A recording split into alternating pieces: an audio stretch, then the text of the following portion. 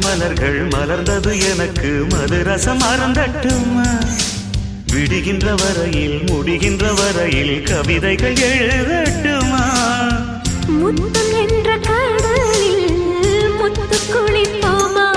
அழகு அழகு ஓ